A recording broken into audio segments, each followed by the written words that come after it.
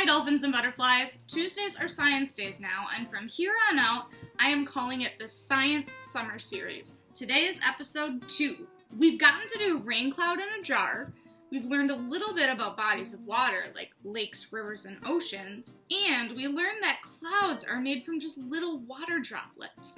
So, how do rain, bodies of water, and clouds all work together? The water on Earth moves in a pattern that is called the water cycle. What? Today, we're going to set up an experiment that will show us how the water cycle works. You will need a permanent marker, tape, a Ziploc baggie, and water. If you have blue food coloring, you can use this to dye your water blue to make it easier to see. We'll be using our bag to create a mini Earth so we can see how water moves.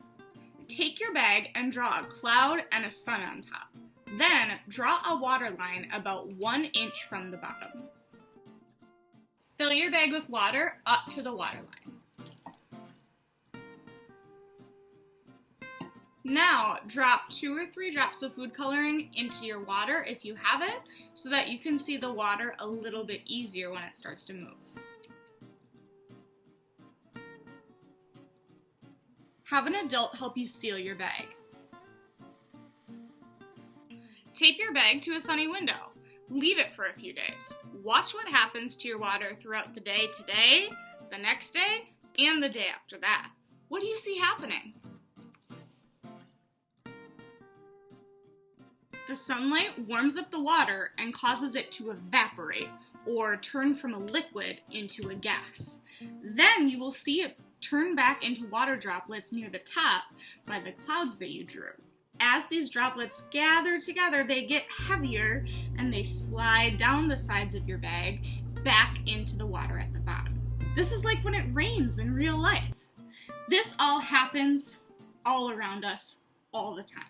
Water from the ground turns into a gas and rises to form clouds. The clouds are made of water droplets, and when the water droplets get too heavy, they fall as rain back to the ground. It's a continuous cycle. If you try this at home this week, we would love to see how your water cycle in a bag looks on day 1, day 2, or day 3. I challenge you to do this experiment or to sing along to this water cycle song.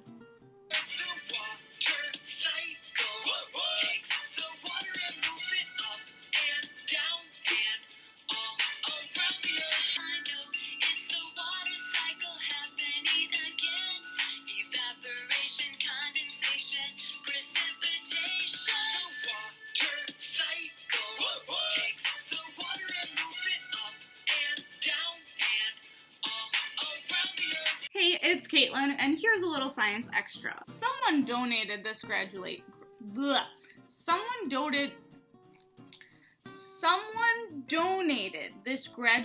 balloon, and I wanted to tell you a little cool thing. Balloons have something in them called helium, and the reason why balloons are able to float is because helium is lighter than air. So without this weight at the bottom holding it down, balloons would just float up into the sky and we'd never see them again. Sad. The best thing about balloons, in my opinion, helium also allow us to make our voices higher. Watch this. This feels weird. Oh my gosh, my voice. Is that my voice? Is that my voice? If you hear my voice, congratulations, everybody. Way to go.